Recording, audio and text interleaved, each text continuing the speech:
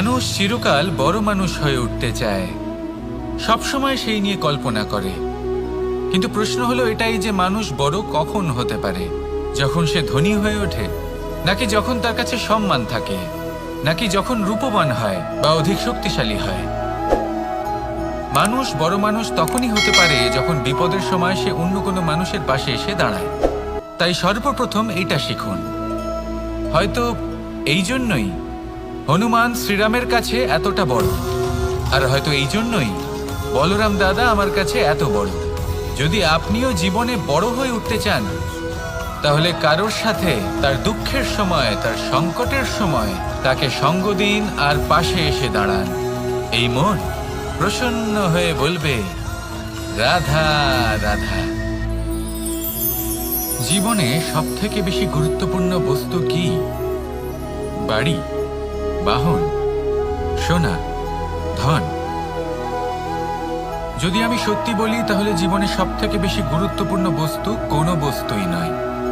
যদি কিছু গুরুত্বপূর্ণ থাকে, তাহলে তা হলো অনুভূতি, করুণা, মিত্রতা, মাতৃত্ব, বাৎসল্য, আর সবথেকে বেশি গুরুত্বপূর্ণ ভালোবাসা। নিজেদের এই জীবনে যদি আপনি শুধুমাত্র বস্তুর খেলাতে মেতে থাকেন, তাহলে জীবনে আনন্দ কখনোই থাকবে না। নিজের এই জীবনকে অনুভূতির পীঠস্থান বানিয়ে তুলুন। এই মন প্রসন্ন হয়ে বলবে, রাধা রাধা।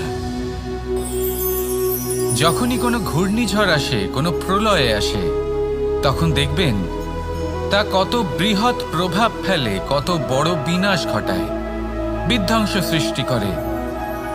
যখন বন্যা আসে, তখন কত গভীর প্রভাব ফেলে, কত সর্বনাশ ঘটায়। নদীর পাড়ও ভেঙে বয়ে নিয়ে যায়। সেখানে কোনো গাছকে দেখুন, শান্তভাবে দাঁড়িয়ে থাকে, চুপ করে, আর নিজের কাজ করে, ছায়া প্রদান করে, ফল প্রদান করে, কোনো শব্দ না করেই নীরবে কর্ম করে। যদি নদীর কথা বলি, নদী যখন বয়ে চলে, খেতে জল প্রদান করে, বনস্পতিদের প্রাণ প্রদান করে, আমাদের পানীয় জল দেয়।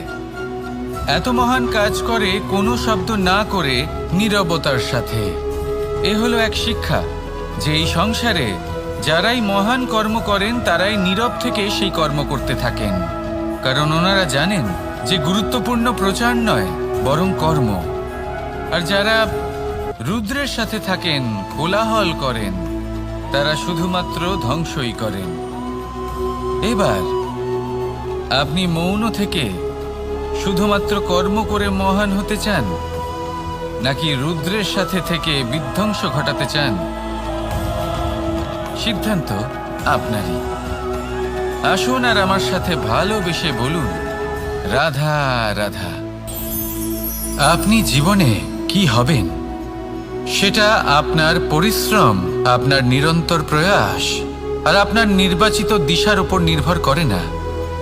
এটা নির্ভর করে আপনার সঙ্গতির উপরেও।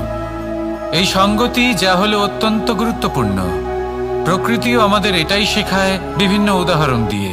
যদি আপনাকে একটা উদাহরণ দিই, কখনো বাতাসের প্রবাহ লক্ষ্য করবেন।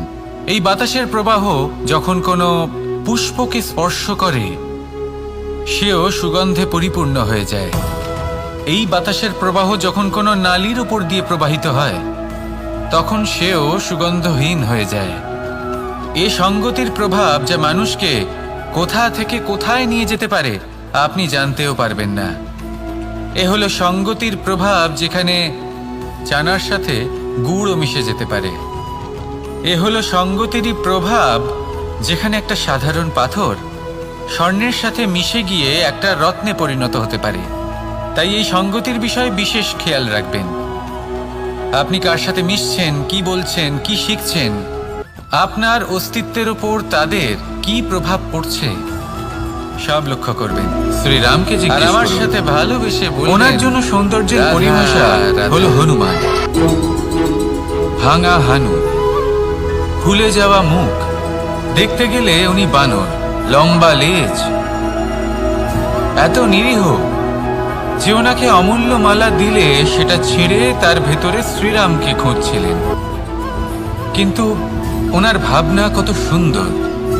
উনি এটা বিশ্বাস করেন যে সংসারের যতই মূল্যবান জিনিস দিয়ে এই মালা তৈরি করা হোক না কেন, যদি এর মধ্যে শ্রীরাম না থাকেন তাহলে এর মধ্যে কোনো অর্থ নেই। সৌন্দর্য রূপে নয়, ভাবনায় নিহিত থাকে। যদি আপনি সৌন্দর্য প্রাপ্ত করতে চান তাহলে তা কর্মে নিয়ে আসুন, ভাবনায় এবং বিচারে নিয়ে আসুন। এই সৌন্দর্য আপনার সাথেই থাকবে। যদি আপনি সৌন্দর্যকে রূপের মধ্যে খোঁজেন তাহলে কিছুক্ষণের জন্য পাবেন, সেই সৌন্দর্য সময়ের সাথে হারিয়ে যাবে। সৌন্দর্য যদি পেতে চান, খুঁজতেই চান, তাহলে হৃদয় খুঁজুন, কর্মে খুঁজুন। মন প্রসন্ন হয়ে বলবে রাধা রাধা। বিপদ আপদ আপনাকে সন্ত্রস্ত করে রাখতে পারে, কিন্তু এই বিপদ প্রত্যেকের জীবনে কোনো না কোনো কারণে থাকে। এটা আপনাকে দেখায় যে আপনার মধ্যে কি খামতি রয়েছে, কেন রয়েছে। এই বিপদ হলো সেই মাধ্যম যার দ্বারা আপনি নিজের দুর্বলতাকে নিজের শক্তিতে পরিবর্তন করতে পারেন। একটা ফুলের দিকে তাকান। একটা ফুল তার বুকে যখন একটা সূচ বিঁধে এপার ওপার হয়ে যায়, শুধু তখনই আমাদের প্রভুর জন্য ফুলের মালা তৈরি করা যায়। সেই জন্য কখনোই বিপদকে ভয় পাবেন না, তার থেকে দূরে পালাবেন না, একে স্বাগত জানান। বোঝার চেষ্টা করুন এই বিপদ কেন আছে। যদি বিপদকে বুঝতে পারেন তবেই জীবনকে বুঝতে পারবেন। যদি জীবনকে বুঝতে পারেন তবে এই বিপদকে সম্পদে পরিণত করতে পারবেন। আসুন আর আমার সাথে ভালোবেসে বলুন রাধা রাধা। কথায় আছে, যখন আপনি যুদ্ধক্ষেত্রে দাঁড়িয়ে তখন শত্রুকে পিঠ দেখিয়ে পালিয়ে যাওয়া বা পিছু হটে যাওয়া অত্যন্ত অনুচিত যুদ্ধনীতি হয়। কথায় আছে যে শ্রেষ্ঠ যুদ্ধ নীতি হলো সেটাই যেখানে আপনি অস্ত্র হাতে নিয়ে এগিয়ে যান, সাহসের সাথে যুদ্ধ করে শত্রুকে পরাস্ত করে ফিরে আসেন। আর সেটাই আমি করেছিলাম। তখন মহাভারত রচনা হয়েছিল, কারণ তখন ধর্ম রক্ষা করা আবশ্যক ছিল। কিন্তু এমনও একটা সময় ছিল যখন আমি যুদ্ধ থেকে পালিয়েছি, কারণ তখন প্রজাদের সুরক্ষা বেশি গুরুত্বপূর্ণ ছিল। আমার গায়ে যুদ্ধ বিমুখ হবার কলঙ্ক লাগিয়েছিল। কিন্তু ঠিক আছে, আমি সেটাই করেছিলাম যেটা প্রয়োজনীয় ছিল। শ্রীরামও লঙ্কা গিয়ে রাবণকে হত্যা করার পূর্বে 4 মাস ধরে অপেক্ষা করেছিলেন। অপেক্ষায় ছিলেন কবে সেই সেতু সম্পন্ন হবে। তারপরে গিয়ে রাবণকে পরাস্ত করলেন, তাকে বধ করলেন। জীবনে কখনো কখনো থেমে যাওয়া বা পিছু হটে যাওয়া কার্যকর হতে পারে। এটা প্রত্যেক সময়ের উপরে নির্ভর করে। শত্রু যে কেউ হতে পারে, যখন খুশি আক্রমণ করতে পারে। কোনো মানুষ হতে পারে, আবার কোনো দানবও হতে পারে। আমাদের নিজেদের মানসিকতা হতে পারে, কোনো অসুখ হতে পারে, মহামারীও হতে পারে। সেক্ষেত্রে সেটাই করুন যেটা উচিত মনে হয়। দেখুন, প্রত্যেকবার নারায়ণ তো আপনাকে সাহায্য করতে আসবেন না।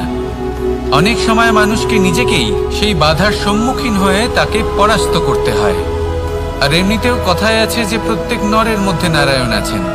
তাই অন্তরের নারায়ণকে জাগ্রত করুন, আর যা সমস্যা আছে তাকে সমাপ্ত করে ফেলুন, তা সে যতই পিছু হটে করতে হোক না কেন। আসুন আর আমার সাথে ভালোবেসে বলুন রাধা রাধা। অনেক সময় এমন হয় যখন মানুষ আমাদের সত্যকে অস্বীকার করতে থাকেন আর মানুষের মিথ্যে কথাগুলিকে গ্রহণ করেন, তাও আবার অত্যন্ত সহজে। তখন আমাদের খুব দুঃখ হয়, বড়ই ক্রোধ হয় মানুষের এই মানসিকতা নিয়ে। কিন্তু এটা জানা অত্যন্ত গুরুত্বপূর্ণ যে এমন কেন হয়। কারণটা কি আপনি? আপনারই কি কোনো দোষ রয়েছে? কখনোই নয়।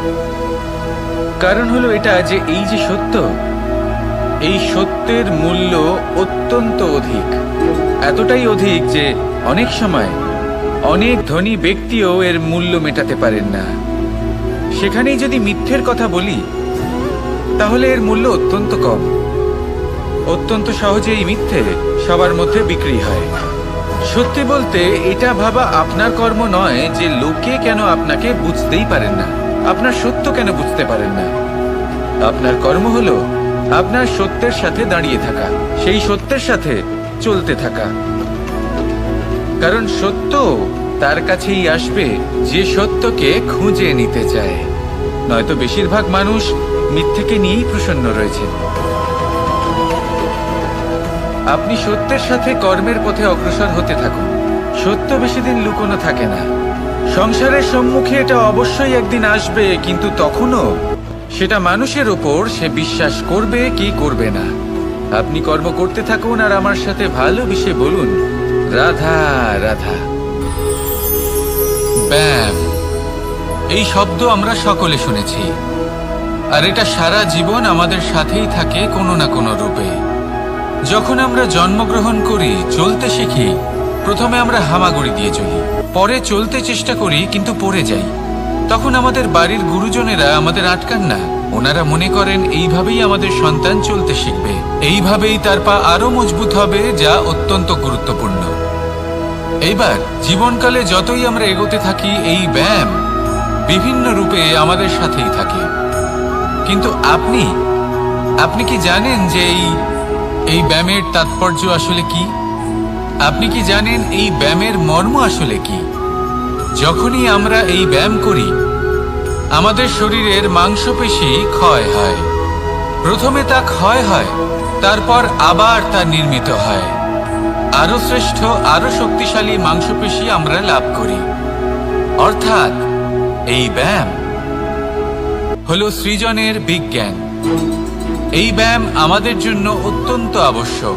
সেই জন্য জীবনে যখনই কোনো কিছু নষ্ট হয়ে যায়, চলে যায়, তখন হতাশ হয়ে পড়বেন না, তাকে পুনর্নির্মাণ করার চেষ্টা করবেন। আর এই শিক্ষা আমরা লাভ করি পাখিদের থেকে। যখনই বর্ষা হয়, ঝড় আসে, যখন পাখির বাসা ভেঙে চুরমার হয়ে যায়, তারা হার মেনে নেয় না। সে আবার অল্প অল্প করে সব খুঁজে একত্রিত করে আবার নিজের বাসা বানিয়ে তোলে, পুনরায় এক জীবনকে জন্ম দেয়, এক নতুন পরিবারকে জন্ম দেয়। তাই মনে রাখবেন, জীবনে এইভাবেই যদি আপনি নির্মাণ করতে চান, সৃজন করতে চান, তাহলে সেই নির্মাণের জন্য ভাঙনের অভিজ্ঞতা থাকা অত্যন্ত আবশ্যক। ভগ্ন বস্তুকেও সম্মান করা অত্যন্ত আবশ্যক। এই আচরণ মনে নিয়ে আসুন, মন প্রসন্ন হয়ে বলবে, রাধা রাধা। কখনো কখনো মনে এই ভাবনা আসতেই পারে যে ঈশ্বর আজ পর্যন্ত এত রূপে অবতীর্ণ হয়েছেন, এতবার এই পৃথিবীতে এসেছেন, তারপরেও এই সংসারে কোথাও না কোথাও এই পাপ বসবাস করে। এটার কারণ কি? এটার কারণ আমরা স্বয়ংই। যখন কোনো ব্যক্তি এই পৃথিবীর পথপ্রদর্শন করে, এই সংসারকে উচিত দিশা দেখায়, এই সংসারের মঙ্গল করে, আমরা সেই ব্যক্তিকে মানুষ থেকে ঈশ্বর বানিয়ে ফেলি। সেই ব্যক্তির পতন স্বয়ং আমাদের হাতেই হয়ে যায়। কারণ সেই ব্যক্তি তার শ্বাস প্রশ্বাসের জন্য হয় না। সেই ব্যক্তি হলো সেই ভাবনা যা সে এই সংসারকে প্রদান করেছে। আমরা সেই ব্যক্তির ভাবনাটারই অন্ত করে দিই। এটা উচিত নয়। আমরা ওনাকে প্রভু মেনে নিই। প্রভু মানার পর আমরা ওনার কাছে প্রার্থনা করি, হে প্রভু, আমাদের সাহায্য করুন। যদি উনি প্রভুও হন, তাও উনি পৃথিবীতে এসেছেন মনুষ্য রূপে। যা কর্ম করেছেন, যা শক্তি প্রাপ্ত করেছেন, এই দেহ থেকেই প্রাপ্ত করেছেন। আপনাদের এটা বোঝানোর জন্য যে এই কাজ আপনিও করতে পারেন। যারা সৎ আত্মা থাকেন, তাদের জন্য সর্বশ্রেষ্ঠ শ্রদ্ধাঞ্জলি হলো এটাই যে আপনি তাদের পদচিহ্ন অনুসরণ করে চলুন।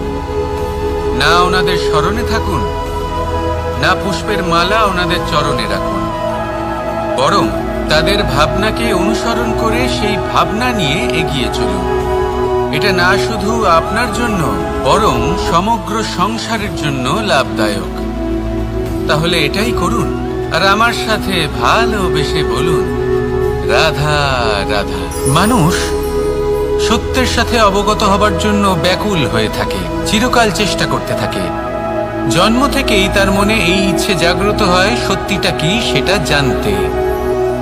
এবার এই ইচ্ছে এটা পূর্ণ কিভাবে করা যেতে পারে? কারণ মনে হয় যে জ্ঞান অর্জন করলেই এই ইচ্ছে পূর্ণ হতে পারে, তাই কেউ কেউ জ্ঞানের পেছনে ছুটতে থাকেন। কেউ এটা ভাবেন যে এই ইচ্ছে পূর্ণ করা যেতে পারে ধন আর শক্তির দ্বারা, তাই তারা ধন আর শক্তি প্রাপ্ত করতে চান। কেউ আবার ভাবেন যে অন্তরের মন্থন দ্বারা এটা সম্ভব হতে পারে। এবার এটাও সত্যি যে মন্থন করলে অমৃত লাভও সম্ভব হতে পারে, কিন্তু তার জন্য এই মন্থন করার জন্য একটা উচিত দিকে অগ্রসর হওয়া প্রয়োজনীয়। উচিত সংযমের দ্বারা সামনে এগোতে হবে, আর কোনো আশা না করে সামনে এগিয়ে যেতে হবে, তবেই এটা সম্ভব হতে পারে। একটা বাদ্যযন্ত্রের কথা ভেবে দেখা যাক। তার থেকে সুর তখনই নির্গত হয় যখন তার তারগুলি ঠিক করে বাঁধা হয়। যদি বেশি বেঁধে ফেলা হয় তাহলে তার ছেড়ে যেতে পারে, আর যদি ঢিলে থেকে যায় তাহলে তার থেকে উচিত সুর নির্গত হবে না। একটা অত্যন্ত গুরুত্বপূর্ণ কথা মনে রাখবেন, সত্যকে লাভ করার প্রাথমিক আধার হল অনুশাসন। জীবনে এই অনুশাসন আনুন, সত্য আপনা আপনি আপনার কাছে চলে আসবে, আর এই মন প্রসন্ন হয়ে বলবে রাধা রাধা।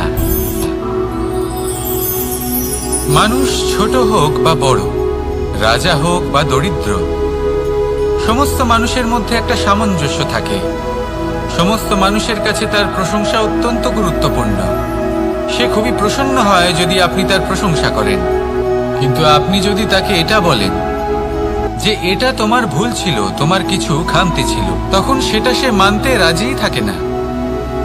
সব মানুষ এটা শুনতে পছন্দ করে যে সে যেটা করেছে সেটাই সর্বোত্তম। এবার আমি আপনাকে একটা কথা বলি, এই হলো নিন্দা, এই হলো প্রশংসা, আর এই হলো সত্য, যা সবার থেকে উচ্চস্থানীয়। সেই জন্য মানুষ আয়না দেখে। আয়না তাকে তার সৌন্দর্য দেখায় না, তাকে দেখায় যা সত্য, যাতে মানুষ আরো সুন্দর হওয়ার চেষ্টা করতে থাকে। তাই আয়না অত্যন্ত গুরুত্বপূর্ণ সত্যকে জানার জন্য। জীবনে নিন্দুকের মাহাত্ম্য প্রশংসকের মাহাত্ম্যের থেকে অনেক বেশি। কেন? কারণ তারা আপনাকে আপনার খামতি দেখায়, আপনার ভুলগুলো বুঝিয়ে দেয়, আপনাকে একটা সুযোগ দেয় নিজেকে শুধরে নিতে, নিজেকে আরো শ্রেষ্ঠ করে তুলতে, যা প্রশংসক করতে পারে না। তাই জীবনে যদি কখনো নিন্দা করা হয়, তাকে ভালোবেসে গ্রহণ করুন, ধন্যাত্মক রূপে গ্রহণ করুন। যদি নিজেকে কোনো শিক্ষা দেওয়া সম্ভব হয় তাহলে অবশ্যই দিন। দেখবেন মন প্রসন্ন হয়ে বলবে রাধা রাধা। ফলটা দেখছেন আপনি?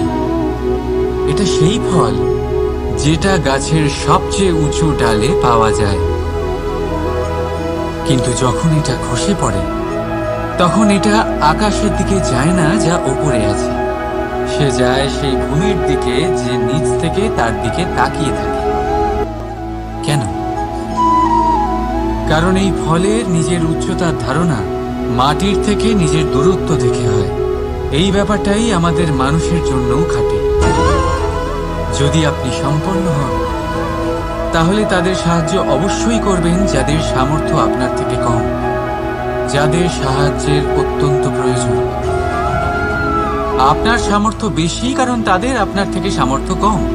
দেখুন, জীবনে আনন্দ শুধু বড় হওয়ায় নয়, বরং তাদের সাহায্য করেও আছে যারা কোনো কারণবশত আপনার থেকে নিচে রয়ে গেছে। আর যখন একটা ফল এই কথাটা বুঝতে পারে তখন আপনি নয় কেন?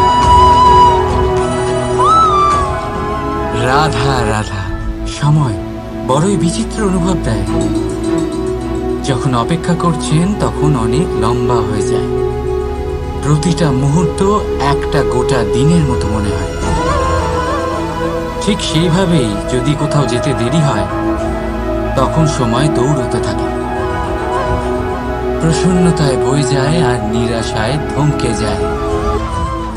আপনদের সাথে থাকলে সময়ের খেয়ালই থাকে না, শত্রুদের সাথে থাকলে সেই সময়ই খারাপ হয়ে যায়। কিন্তু এটাই কি সত্যি বাস্তব? না, সময় তো সময়ই হয়, নিজের গতিতেই চলে সে। শুধু সেই গতির আভাস আমাদের মানসিক অবস্থা অনুযায়ী বদলে যেতে থাকে। তাই এই সমস্যা সময়ের নয়, আমাদের মানসিকতা। তাই নিজেকে খুশি রাখুন, অন্যদেরও খুশি রাখুন। আগের সমস্ত ঘটনা ভুলে যান আর একটা উজ্জ্বল ভবিষ্যতের দিকে অগ্রসর হন। সময় সবসময় ভালোই লাগবে। প্রেম করুন সবার সাথে, সময় সবসময় সুখেই কাটবে। রাধা রাধা। অগ্নি জীবনে খুব মহত্বপূর্ণ হয়। এই অগ্নি উজ্জ্বলতা হয়ে আমাদের জীবিত রাখে। কিন্তু ভাবুন, যদি এই উজ্জ্বলতা ক্রোধের অগ্নি হয়ে দিকভ্রষ্ট হয়, তাহলে কি হবে? একটা ছোট পাতা দিয়ে শুরু করে গোটা বনকে ছারখার করে দিতে পারে। ঠিক সেরকমই মানুষের ক্রোধের আগুনও অন্যদের তো ভস্ম করেই, কিন্তু তার পূর্বে স্বয়ং নিজেকেই ভস্ম করে দেয়। তাহলে কি করা যায়? কি করে নিয়ন্ত্রণ করা যায় তাকে? উত্তর হলো, তাতে জল ঢেলে দিন, জলের মতো বইতে দিন একে। ঠিক সেইভাবে যেমন সূর্য নিজের অগ্নিকে তেজ বানিয়ে আপনার কাছে পৌঁছে দেয়। এটাই পার্থক্য সূর্যের অগ্নি আর ক্রোধের অগ্নির মধ্যে। সূর্যের অগ্নি বিচ্ছুরিত হয়ে প্রতিফলিত হয়ে আসে, আর সেই জন্যই তাকে তেজ বলা হয়। অন্যদিকে আমাদের ক্রোধের আগুনের কোনো সীমাই থাকে না। তাহলে নিজের অন্তরের শক্তিকে ক্রোধের আগুন বানিয়ে জ্বালাতে চান, নাকি উজ্জ্বলতা বানিয়ে বিস্তারিত? তীর ভাবনাটারই অন্ত করে দিই, এটা উচিত নয়। আমরা ওনাকে প্রভু মেনে নিই। প্রভু মানার পর আমরা ওনার কাছে প্রার্থনা করি, হে প্রভু আমাদের সাহায্য করুন। যদি উনি প্রভুও হন, তাও উনি পৃথিবীতে এসেছেন মনুষ্য রূপে। যা কর্ম করেছেন, যা শক্তি প্রাপ্ত করেছেন, এই দেহ থেকেই প্রাপ্ত করেছেন। আপনাদের এটা বোঝানোর জন্য যে এই কাজ আপনিও করতে পারেন। যারা সৎ আত্মা থাকেন, তাদের জন্য সর্বশ্রেষ্ঠ শ্রদ্ধাঞ্জলি হলো এটাই যে আপনি তাদের পদচিহ্ন অনুসরণ করে চলুন। না ওনাদের স্মরণে থাকুন, না পুষ্পের মালা ওনাদের চরণে রাখুন, বরং তাদের ভাবনাকে অনুসরণ করে সেই ভাবনা নিয়ে এগিয়ে চলুন। এটা না শুধু আপনার জন্য, বরং সমগ্র সংসারের জন্য লাভদায়ক। তাহলে এটাই করুন, আর আমার সাথে ভালোবেসে বলুন, রাধা রাধা। মানুষ সত্যের সাথে অবগত হবার জন্য ব্যাকুল হয়ে থাকে, চিরকাল চেষ্টা করতে থাকে। জন্ম থেকেই তার মনে এই ইচ্ছে জাগ্রত হয় সত্যিটা কি সেটা জানতে। এবার এই ইচ্ছে এটা পূর্ণ কিভাবে করা যেতে পারে? কারণ মনে হয় যে জ্ঞান অর্জন করলেই এই ইচ্ছে পূর্ণ হতে পারে। তাই কেউ কেউ জ্ঞানের পেছনে ছুটতে থাকেন। কেউ এটা ভাবেন যে এই ইচ্ছে পূর্ণ করা যেতে পারে ধন আর শক্তির দ্বারা, তাই তারা ধন আর শক্তি প্রাপ্ত করতে চান। কেউ আবার ভাবেন যে অন্তরের মন্থন দ্বারা এটা সম্ভব হতে পারে। এবার এটাও সত্যি যে মন্থন করলে অমৃত লাভও সম্ভব হতে পারে, কিন্তু তার জন্য এই মন্থন করার জন্য একটা উচিত দিকে অগ্রসর হওয়া প্রয়োজনীয়। উচিত সংযমের দ্বারা সামনে এগোতে হবে, আর কোনো আশা না করে সামনে এগিয়ে যেতে হবে, তবেই এটা সম্ভব হতে পারে। একটা বাদ্যযন্ত্রের কথা ভেবে দেখা যাক। তার থেকে সুর তখনই নির্গত হয় যখন তার তারগুলি ঠিক করে বাঁধা হয়। যদি বেশি বেঁধে ফেলা হয় তাহলে তার ছেড়ে যেতে পারে, আর যদি ঢিলে থেকে যায় তাহলে তার থেকে উচিত সুর নির্গত হবে না। একটা অত্যন্ত গুরুত্বপূর্ণ কথা মনে রাখবেন, সত্যকে লাভ করার প্রাথমিক আধার হলো অনুশাসন। জীবনে এই অনুশাসন আনুন, সত্য আপনা আপনি আপনার কাছে চলে আসবে, আর এই মন প্রসন্ন হয়ে বলবে, রাধা রাধা। মানুষ ছোট হোক বা বড়, রাজা হোক বা দরিদ্র, সমস্ত মানুষের মধ্যে একটা সামঞ্জস্য থাকে। সমস্ত মানুষের কাছে তার প্রশংসা অত্যন্ত গুরুত্বপূর্ণ। সে খুবই প্রসন্ন হয় যদি আপনি তার প্রশংসা করেন। কিন্তু আপনি যদি তাকে এটা বলেন যে এটা তোমার ভুল ছিল, তোমার কিছু খামতি ছিল, তখন সেটা সে মানতে রাজিই থাকে না। সব মানুষ এটা শুনতে পছন্দ করে যে সে যেটা করেছে সেটাই সর্বোত্তম। এবার আমি আপনাকে একটা কথা বলি, এ হলো নিন্দা।